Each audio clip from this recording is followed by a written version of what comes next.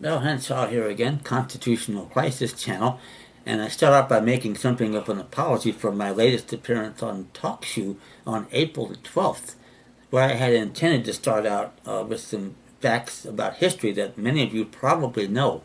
The big one being that April 12th, 1861, is when the southern states were induced to fire the first shots at Fort Sumter, which opened the war between the states. And that's a dead fact. I got that from a book called Team of Rivals by Doris Kearns Goodwin, a really famous modern day Yankee historian who concedes that the Lincoln administration entrapped us into firing the first shots down there. So that said, the point I want to make with this video is that there's been a lot of discussion in the intervening 150 years. Did the southern states have a right to secede? I believe that they did. Now, it raises an interesting question as to what their status was after the end of the war between the states, and if there was any justification for Reconstruction, and you should damn well know by now my position on that one. None of those war measures were anywhere near lawfully enacted. But the interesting part here is that those that argue that the southern states couldn't secede are then going to have no argument to make about the fact that the colonies could not have seceded from Great Britain in 1776 with the Declaration of Independence either. If you can't do one, you can't do the other. And there's a lot of people these days, and I'm coming around to the opinion, particularly based on the state bar associations, and if you don't know, BAR is British Accreditation Registry, is that we're still subservient to the Queen of England, and perhaps Vatican City, which is a video for another day. But, may have been from the beginning because, and we'll talk about the Treaty of Paris on another video, but how that was signed and by whom raises some interesting questions. And you're going to love the video I'm going to do on that. It's going to be fairly short, and all of it's factual. As I say, I don't say it if I can't prove it. So that said, what is the situation with the states?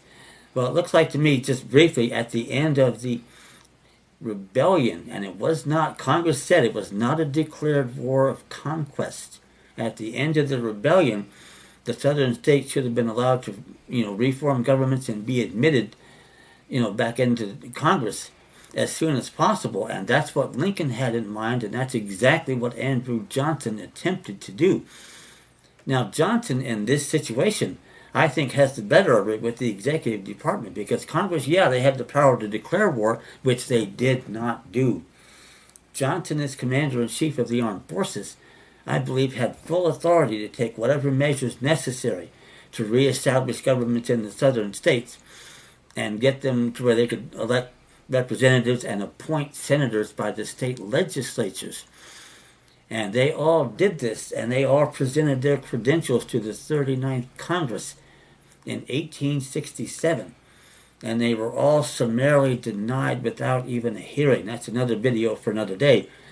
But what that tells you is all this war crap they did to us with the Reconstruction Act, the Civil Rights Act, the 14th War Amendment, there was nothing even close to a quorum to do business in either house of Congress for any of those acts. And you get my document packets, which you can do at ccaspari@live.com.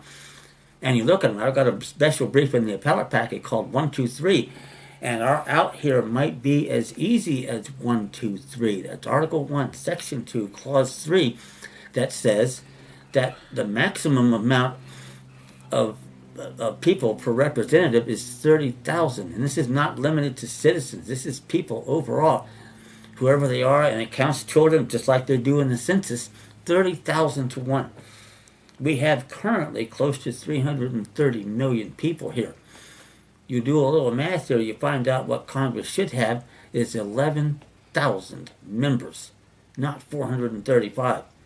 So in effect, they're currently now only working on about 4%, if not a little less than that.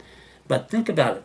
If a bill gets passed by a vote of one majority in Congress, 200 to 199, for example, then you're enacting a law that's generated by less than 2% of the population at best. How in the world can that possibly be anywhere remotely close to the federated Republican form of government of defined and limited powers that we're supposed to have? I can't. If anybody has to answer that question, I'd love to hear it. To me, it looks a lot more to me like a democracy, and the best definition I've ever heard of a democracy: 3 wolves, 2 sheep, voting on what's for dinner. That's how basically unpleasant that is, and that's exactly what we have now.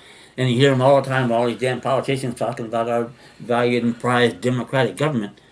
That's not what it should be. It might be to them as politicians. It sure isn't to hell what we want. And that's the point here. So, that said, we have a lot of questions to raise, and they don't have any answers. And you get my document package, you're going to see it in spades. I'm not wrong. I've got 200 pages. They can't answer 2 paragraphs. They won't be able to do it with you either. More on this subject later. Thank you.